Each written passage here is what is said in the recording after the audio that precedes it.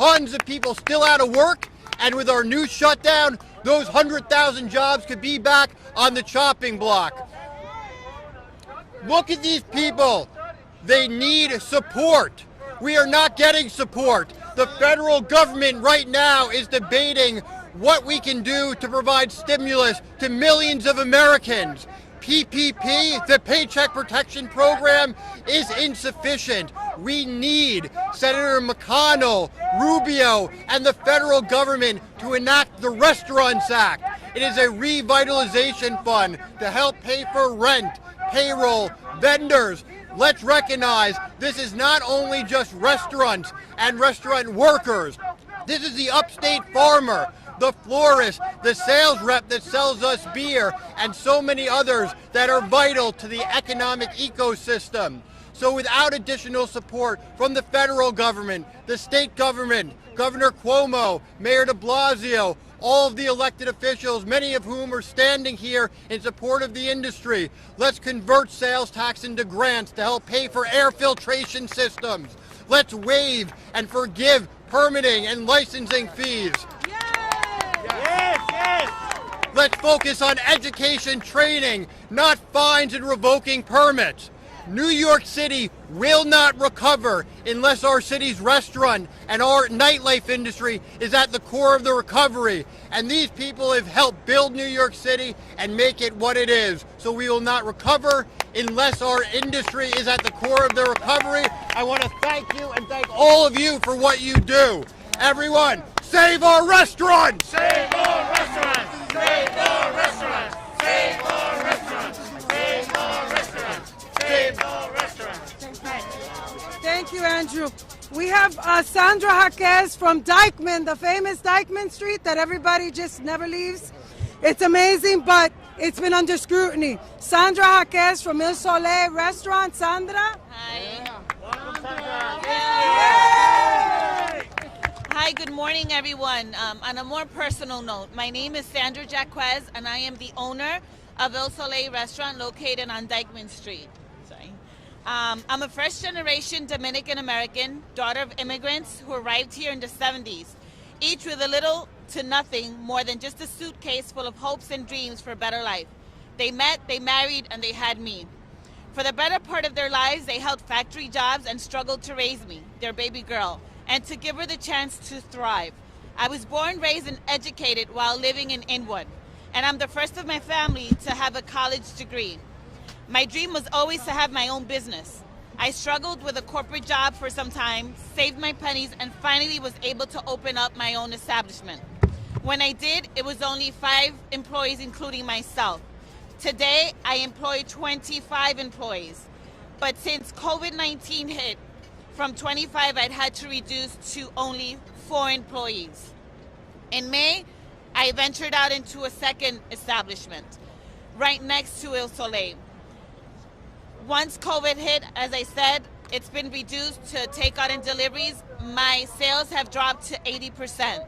I've been forced to release 22 of those employees. 22 families that are struggling right now, that can't pay their rent, that can't put food on their tables.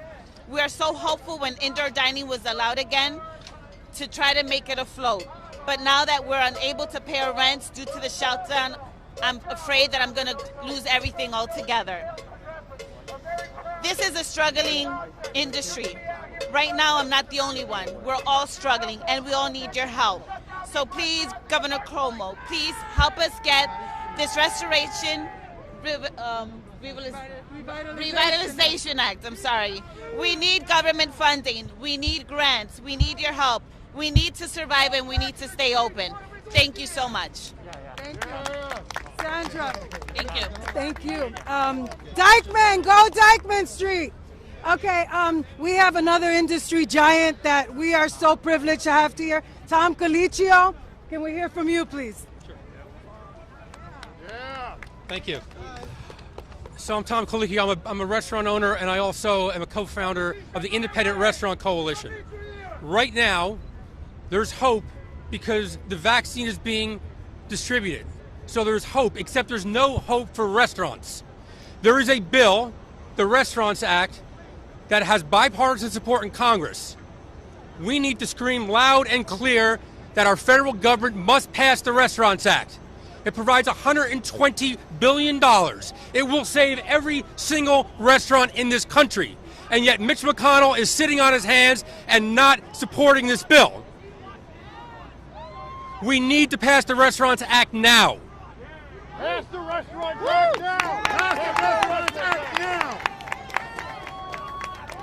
In a few months' time, when the vaccine starts to take hold and when people start going out and restaurants start opening up, if there are no restaurants open, no one will have jobs. Independent restaurants employ 11 million people in this country. 11 million people. We are the biggest employer outside the federal government. We don't want a handout. We want a bridge to keep us open and to keep us viable so we can actually start employing people again when things open up. We need to pass the Restaurants Act, and we need to pass it now. If you are in the business, if you work in the business, get on the phone. Call your representatives. Call our governor. Call our mayor. But we need to call Senator Schumer and Senator Gillibrand and say, help pass this bill. They have been fighting for us. But they need to hear loud and clear that the Restaurants Act is the only bill that will keep restaurants open. That's right. That is it. That is our only hope. We have a bill. It has 51 co-sponsors in the Senate, 203 co-sponsors in the House. This has bipartisan support. We need to pass this. We need to pass it now. Thank you. Keep fighting because our industry is worth saving. And they actually have provisions for airlines, provisions for museums, provisions for stages. And yes, they should be saved too, but we need to be saved as well. We employ more people than they all do combined. Pass the Restaurants Act. Thank you.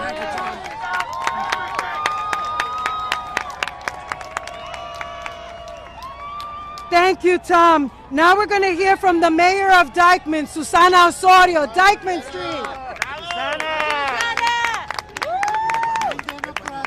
Hello, everyone.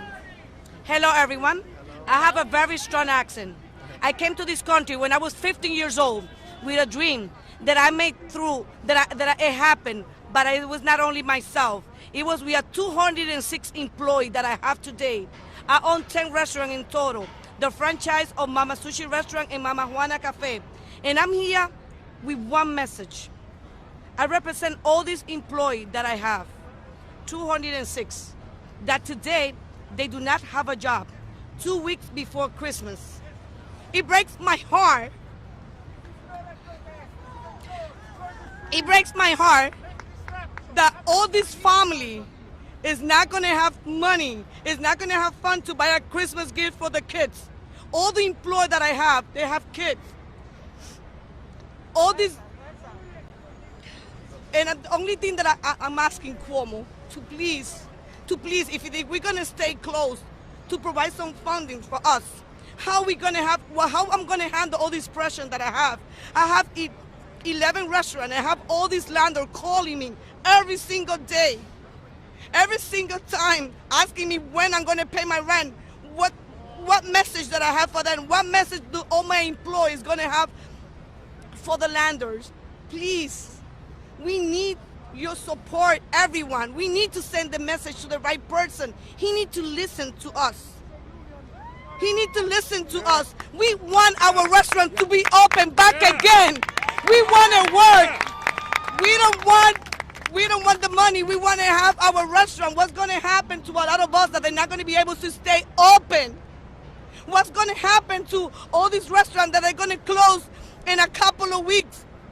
He doesn't realize about that. Why he's doing this to us? We're not the problem. We've been following everything what they asked us to do. And I came here with a dream. I have a family. And what's going to happen to one of my places that I've been open for 16 years? I'm going to have to close down? No. We ask Cuomo to please to listen to us. That's all I can say. And thank you to everyone who's here, all the business owners. It's not only in my behalf, it's in behalf of all of us. Okay, señores, esto es una causa. Hoy mi corazón y el de muchos de todos mis compañeros y vecinos, colegas que tienen no solamente restaurantes, salón, tiendas, Todos estamos como en el aire. ¿Qué va a pasar con nosotros? Esta no fue la mejor decisión que él tomó. Esta no fue la mejor decisión. Nosotros estamos siguiendo todos los requisitos que requiere la ley para nosotros mantener las precauciones. Y como quiera, miren cómo él nos está pagando a nosotros, cerrando, clausurándonos a todos nosotros. ¿Qué pasa con los pequeños negociantes? Nosotros somos los pequeños negociantes y somos los que estamos sufriendo todo lo que está pasando. Todo lo que está pasando lo estamos sufriendo nosotros, nuestros empleados que tienen su familia 2 semanas antes de la Navidad, cerrarnos a nosotros. Es que él no tiene corazón con lo que él está haciendo. ¿Qué es lo que está pasando con esta humanidad? Vamos a tener precaución, pero que nos devuelvan nuestros negocios, que nos permitan abrir con todas las reglas que requiere la ley. Y esperamos que este mensaje le llegue a Cuomo y le llegue a todos los oficiales electos. Gracias a ustedes. Before we ask another industry giant, I have to thank a couple of people who made this happen. Dana de Blasio, our lobbyist. She's our city lobbyist. Catherine Pichardo, the Moran Group. Albert Rodriguez and Maya Mason from the Spanish Broadcasting Network. La Mega, Ejuqueo, Basilón, Bodega, mi restaurante de Jackson Heights, Mojito, Astoria, Northern Boulevard, my security guards, my 24/7, 5-point security, Manny, Boca, all those restaurants in the Bronx, William Padilla, Havana, Moana Cafe, the Westchester restaurants, Brooklyn! Where's Brooklyn? Everybody from Brooklyn's out here. And Salud, June, Pedro Goico, the NSA, most importantly, bartenders, no bar service, waitresses, waiters. The inside dining is gone. Governor Cuomo has to listen. Our next speaker is going to be Joseph Smith from Bobby Vans. He's another industry giant. Joseph. In the meantime, I have Marcos Munoz from my Queens restaurants. Mojitos.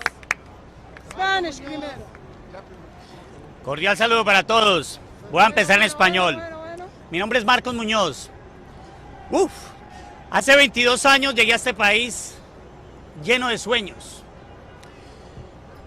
A esta gran ciudad que nos ha dado a todos una gran oportunidad.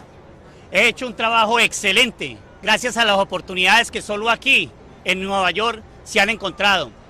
Tristemente hoy, la misma ciudad que me dio las oportunidades es la misma ciudad que quiere quitar todos mis logros, pero esta vez no solo los míos, sino los de todos que pertenecen y dependen de nuestra industria, de los restaurantes. No es justo.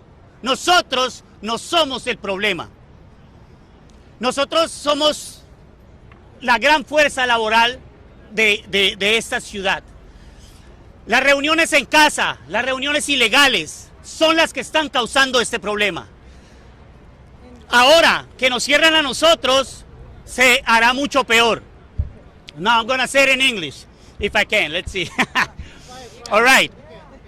22 years ago, I came to this country, I came to this city, looking for better opportunities, looking for a better future for myself, for my family.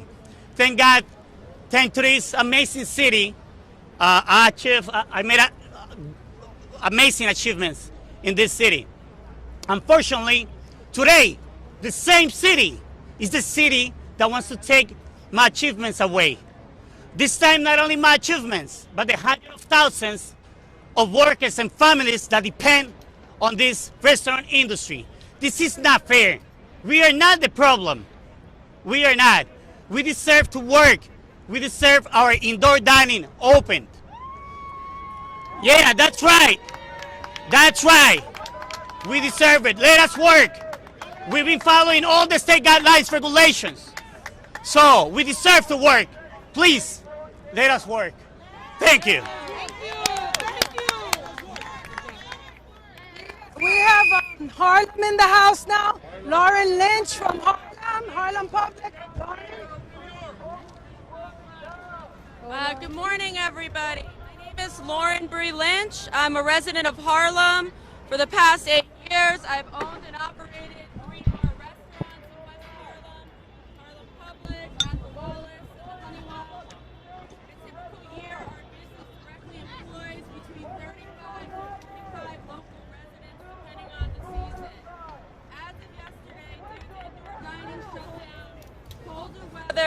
lack of additional government relief, lack of rent relief, and reduced sales in a struggling economy, we were forced to temporarily close one of our locations. Since March, our team has been reduced by half. Layoffs are typically executed based upon factors such as need and job performance. But during these uncertain times, business owners are forced to consider other factors. Factors such as who has other options, who provides the sole income within a household, who is eligible for unemployment benefits, and who has access to a wider safety net. That is how fragile, how delicate, and how at risk the restaurant industry is right now. That a business owner is forced to determine who is and who isn't going to potentially fall through the cracks due to lack of government assistance. I have seen staff members give their job up so their colleague can continue to work. I've had past staff members come to us to ask for food.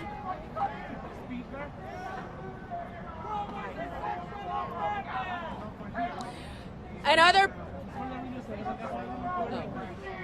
other business owners reach out to me in hopes that we could hire their staff when they had to close their doors. No New York City restaurant owner would argue that this pandemic is real.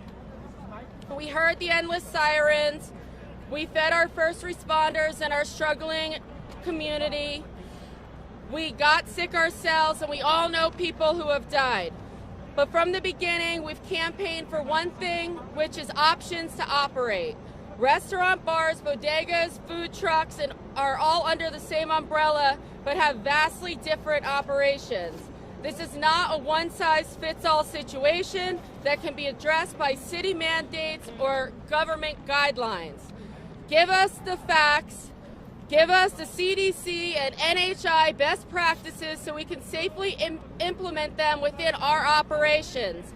I cannot begin to imagine the amount of money this city has spent on endless guidelines, training, and creating new task forces to police the restaurant industry. We're visited daily by all these different departments. At what cost to the city? Where could that money have better been spent? And what if restaurant operators had played a larger role in drafting from the onset these guidelines? How much time and money could have been saved on enforcement? In order for what remains of this industry to survive, restaurant workers, and for restaurant workers to have jobs to return to avoid an economic collapse, we need help. We need a bipartisan effort, both by Senate and Congress, to pass the Restaurant Acts now. We need additional access to PPP funding that's not saddled with conditions. And we need the trust from our state and city government. Trust that we will act in the best interest of our communities. Thank you. Thank you. That was Lauren in the House. We now have some of our elected officials. We have Borough President Eric Adams, Brooklyn in the house. Brooklyn!